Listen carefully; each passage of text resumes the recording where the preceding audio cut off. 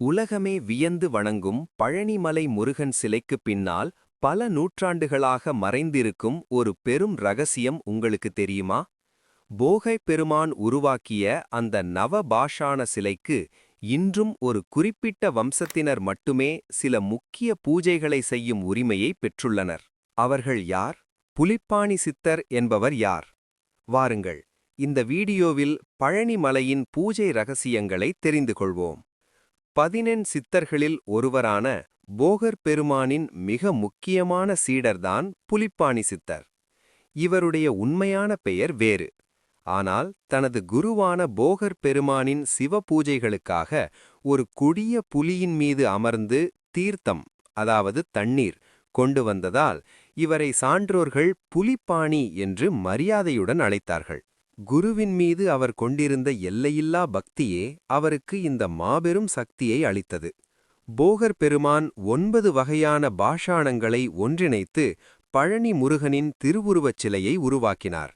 அந்த சிலைக்கு தினமும் எவ்வாறு பூஜை செய்ய வேண்டும் என்ற ரகசியங்களை அவர் தனது பிரதான சீடரான புலிப்பாணி சித்தருக்கு மட்டுமே உபதேசித்தார். ஒரு கட்டத்தில் போகர் பெருமான் நிரந்தர சமாதி நிலைக்குச் செல்ல முடிவெடுத்தார். அப்போது பழனி முருகனுக்கு தொடர்ந்து பூஜை செய்யும் மிக உயர்ந்த பொறுப்பை புலிப்பாணி சித்தரிடம் மரியாதையுடன் ஒப்படைத்தார்.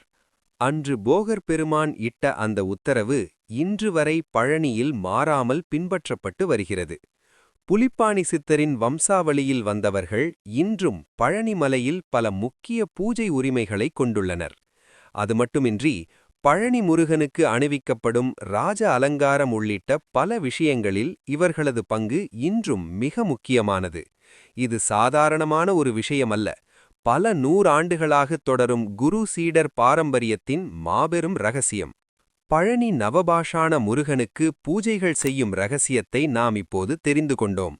ஆனால் போகர் பெருமான் உலக நன்மைக்காக பழனி முருகனைப் போலவே இன்னொரு நவபாஷாண சிலையையும் உருவாக்கினார் என்ற ஒரு தகவல் உண்டு.